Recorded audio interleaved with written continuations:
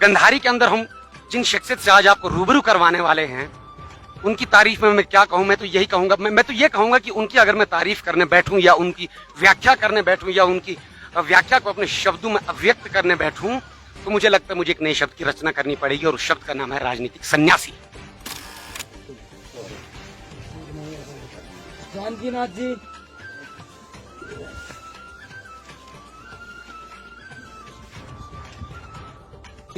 हरि सिंह जी, जो तेरे ऐब बताता है उसे मत खोना कि आज कहाँ मिलते हैं आईना दिखाने वाले हैं। पाडर मचेल में एक बार फिर से सभी दर्शकों का स्वागत है। इस वक्त हम जिस जगह पर मौजूद हैं उसे तुन पंचायत के नाम से जाना जाता है, गंधारी भी कहते हैं, और चक गांव के अंदर इस वक्त हम हैं। जी हाँ, गंधारी एक ऐसी जगह which is one of the best off beat locations in Jammu Kashmir. Gandhari which is away from the den of the urban jungle, और Gandhari which is a man of the Padri ethnic but is still unscripted, unalphabetized and unadvertised. Gandhari के अंदर हम जिन शख्सियत से आज आपको रूबरू करवाने वाले हैं, उनकी तारीफ में मैं क्या कहूं। मैं तो यही कहूंगा, मैं तो ये कहूंगा कि उनकी अगर मैं तारीफ करने बैठूं या उनकी व्याख्या करने बैठूं या उनकी व्याख्या को अपने शब्दों में अभिव्यक्त करने बैठूं, तो मुझे लगता है मुझे एक नए शब्द की रचना करनी पड़ेगी और उस शब्द का नाम है राजनीतिक सन्यासी। एक ऐसा राजनीतिक सन्यासी जिनकी वजह से आज हमारे जम्मू कश्मीर के अंदर रशीद जैसे लोग जेल के अंदर हैं। एक ऐसा राजनीतिक सन्यासी कि जिन्होंने कहा था कि मैं पाडर का बेटा हूं और उस पर वो खरा उतर रहे हैं। एक ऐसा राजनीतिक सन्यासी जिन्होंने पाडर को आज एसटी का दर्जा लगभग 90% जो कंफर्म हो चुका है, जिसमें फाइनल अब कंफर्मेशन और एक्नॉलेजमेंट और अप्रूवल्स आने बाकी हैं, उन्हीं से आज हम बात करेंगे और उनसे ये भी जानेंगे कि सर किस तरह से इन लोगों को हम दोबारा बसाने वाले हैं। हमारे बीच में है सुनील शर्मा जी। सुनील शर्मा जी जो हमारी इस चिनाब बेल्ट के, Chenab which is a fabled and a formidable river which has fostered the Harappan civilization throughout ages and has sustained many ages, वहां से उस चिनाब से निकला हुआ एक ऐसा हीरा जिसकी चमक आज देश और विदेश में चल रही है। आइए बात करते हैं सुनील शर्मा जी से। शर्मा जी बहुत बहुत स्वागत है आपका।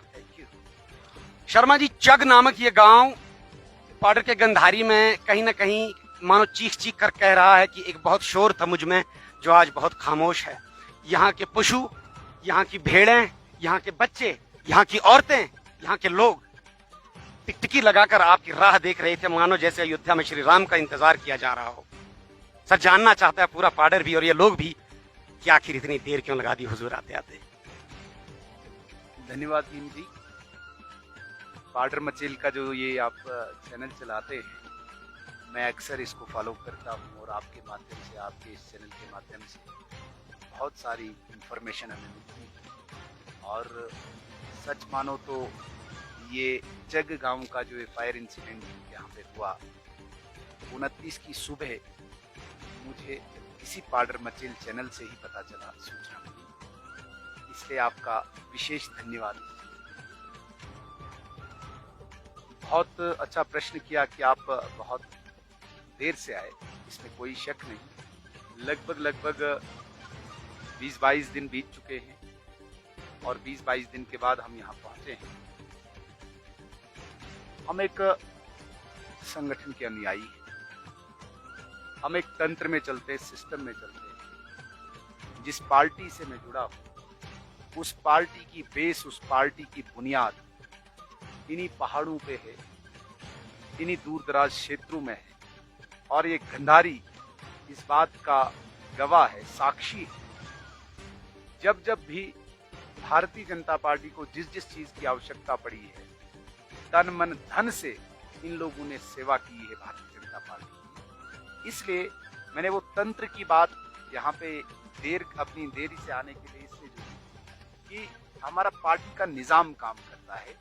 मैं एक छोटा सा इसमें एक हिस्सा हूँ, एक छोटा सा रुकन हूँ। सुनील शर्मा पार्टी नहीं है, भारतीय जनता पार्टी। इसलिए पार्टी का एक तंत्र काम करता है। वो तंत्र यहाँ पे स्पॉट पे पहुंचा, जिन्होंने इमीडिएट यहाँ पे एसेस करना था चीजों को। हमारी खुशकिस्मती है इस पाडर से इसी पार्टी के, इसी संगठन के 2 चुने हुए प्रतिनिधि भी है।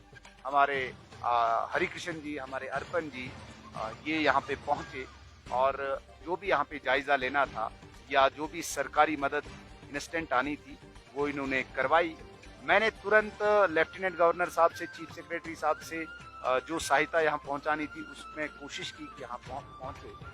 खुद इसलिए देर की क्योंकि जैसे आपने जाना, आपको पता है इस बात का, जितने भी ये पीड़ित लोग हैं इनको ये पता है कि हमारा बेटा, हमारा एक साथी जो राजनीति में है, वो जब यहाँ आएगा तो हमारी सारी समस्याएं लगभग दूर करेगा। उन समस्याओं को दूर करने की व्यवस्था के लिए मुझे देरी हुई है, जिसके लिए मैं इनसे क्षमा भी मांगता हूँ। हालांकि 20-22 दिन लेट नहीं हुए, 5-7 दिन ही लेट हुए थे, लेकिन फिर मौसम ने और देरी करा दी, इसलिए लेट हुआ। क्योंकि जैसा कि आप जानते हैं, बदन पे पूरे कपड़े भी नहीं थे, मकान तो दूर की बात है, यहाँ पे राशन या फॉडर की जो बात करें, कुछ भी इनके पास नहीं बचा था। हर चीज की व्यवस्था करना, हर चीज के लिए पूरा मैनेज करना, ये जिम्मेदारी मेरी थी। मैं आज संतुष्ट हूँ अपनी जगह। हालांकि सारी चीजें अभी विजिबल नहीं है, जो चीज इनको दिखनी चाहिए थी, अभी उसमें टाइम लगेगा विजिबिलिटी आने में, विजिबल होने में, लेकिन उसकी बेसिक बुनियाद जो है वो लगभग मैंने फाइनल कर दी है। चाहे इनके बदन के कपड़े हैं, चाहे इनके 4-5-6 महीने का राशन की बात है, चाहे इनके बिस्तर की बात है, चाहे इनके बर्तन की बात है, चाहे कुछ भी बेडिंग की बात है, या इसके अलावा जिस प्रकार से मैंने कहा कि इनको दोबारा से पुनर्स्थापित करना है, इनके घर दोबारा से बनाने हैं, उसके लिए लकड़ी, उसके लिए मटेरियल, उसके लिए घर, या जो थोड़ा बहुत इनको जो राशि की आवश्यकता थी, उस सब की व्यवस्था मैं लगभग करके ही आया हूँ। मैं मतलब कि मेरा संगठन, मेरा परिवार, मेरी पार्टी, हम सब लोग, तो इसलिए इतनी देरी हुई। लेकिन आज मुझे लगता है कि इन्होंने भी अपने दिल के जो अल्फाज थे, जो दिल के जो शब्द थे, वो हमारे सामने रखे, और जो मैंने इनके सामने बातें रखी वो भी लगभग ये सुन के संतुष्ट हुए। न सिर्फ इतना, यहाँ पे ये जो नौजवान इन पीड़ित परिवारों के हैं, इनके पास कोई सोर्स ऑफ इनकम नहीं है, इसके लिए भी इन्होंने हमसे उम्मीद जोड़ी है। हो सकता है कि हमने भी उस पर कोई काम किया हो, वर्कआउट किया हो उस पर, और इन सारी समस्याओं का एक साथ निपटारा करते करते हमें 20-22 दिन लगे, जिसके लिए मैं क्षमा चाहता हूँ आपके माध्यम से सबको, और विशेषकर इन पीड़ित परिवारों से। सर, इस बात में कोई शक नहीं है कि huge amount of rehabilitation and relief material has been issued, granted, और यहाँ पर सक्सेसफुली पहुंचा भी दिया गया है। और इस बात में भी कोई शक नहीं है कि पाडर के इतिहास के अंदर पहली बार ऐसा हुआ कि जब कोई घटनाक्रम हुई या आगजनी का जो मसला वाकया सामने आया, तो ड्यूकाम साहब, हेड ऑफ द डीसीज या head of the revenue institution की मैं बात करूं अगर, तो वो यहाँ पर रातों रात पहुंचे। इसमें कोई शक नहीं। और इस बात में भी कोई शक नहीं है कि पाडर के इतिहास के अंदर, पाडर की सुनहली पटभूमि पर अगर स्वर्णिम अक्षरों में किसी का नाम लिखा जाएगा तो वो भी आपका ही नाम लिखा जाएगा। यहाँ पर सवाल मैं ये कहना चाहता हूँ कि लोग कहीं ना कहीं ये भी जानना चाहते हैं कि ड्यूकाम साहब आए, डीआईजी साहब आए, आईजी साहब आए, ये सब लोग यहाँ पर आए, तो लोगों को अभी भी मुझे लगता है इस बात का इंतजार है कि उनकी तरफ से ऐसा क्या अनाउंस हुआ। आपने जो किया, आपने अपने पार्टी लेवल की पे किया, अपने रसूख से किया, अपने जेबों से हमारे कार्यकर्ताओं, आपके कार्यकर्ताओं ने किया, समाज ने किया, लेकिन ड्यूकाम साहब की तरफ से ऐसी क्या अनाउंसमेंट हुई? डीआईजी साहब जब आए तो ऐसा लगा कि शायद कोई स्पेशल भर्ती यहाँ पर आने वाली है। तो उनके हिसाब से अगर आप कुछ कह पाए, if you would be able to put them answerable and set them accountable, 2 शब्द। बेसिकली मैंने कहा कि सुबह सुबह जब मेरी एलजी साहब से बात हुई तो उन्होंने कहा कि डिविजनल कमिश्नर और आईजी साहब जाएंगे, और मुझसे भी कहा था कि आप भी उस हेलीकॉप्टर पे जाएं। बट चूंकि मैं श्रीनगर कश्मीर में था और वो बांडीपुरा क्षेत्र है, मेरा जम्मू पहुंचना और जम्मू से हेलीकॉप्टर के द्वारा आना वो संभव नहीं हो पाया। डिविजनल कमिश्नर साहब और डीआईजी साहब जो आए, क्योंकि आईजी साहब नहीं और किसी मीटिंग में व्यस्त थे, एक तो इमीडिएट एक मतलब मॉरल बूस्ट करने के लिए कि भाई इतने बड़े लेवल पे प्रशासनिक अधिकारियों का आना, भाई सारी सरकार आपके लिए चिंतित है। जहाँ तक बात आती है कि भाई वो आए तो क्या साथ लाए, क्या अनाउंसमेंट, हालांकि मैं उनका कोई आधिकारिक प्रवक्ता तो नहीं हूँ, ऑथराइज्ड स्पोक्समैन नहीं हूँ, लेकिन जितनी मेरी जानकारी है, चूंकि हम भी इस तंत्र में चलते रहते हैं, जितनी मेरी जानकारी है, एक फिक्स प्रेसिडेंट है सबके लिए। फायर इंसिडेंट ये कोई पहला नहीं हुआ।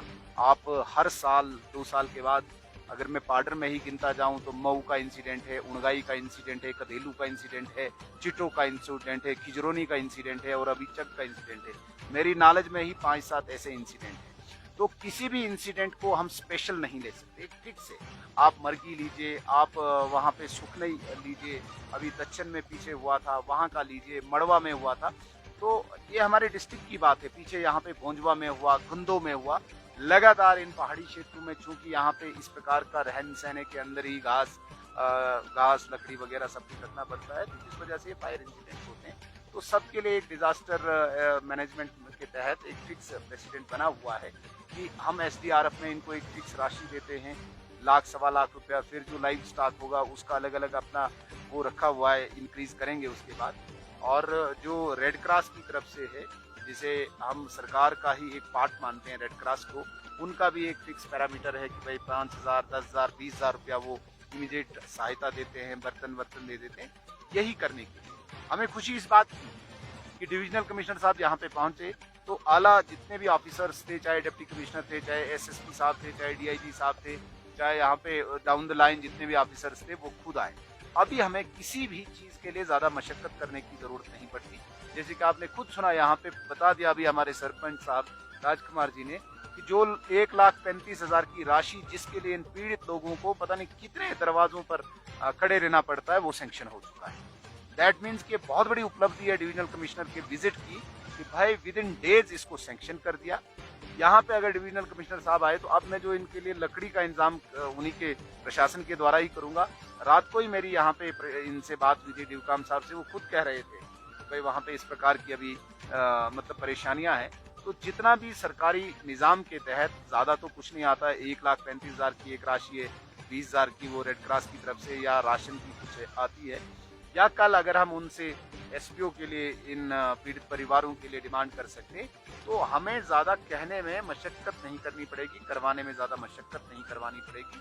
हाँ, या तो कोई एक यूनिक ऐसा इंसिडेंट होता है जहाँ पे बहुत ज्यादा वो अपनी नई किसी नेचर का होता है, तो उसमें हम एक्स्ट्रा मांग सकते हैं।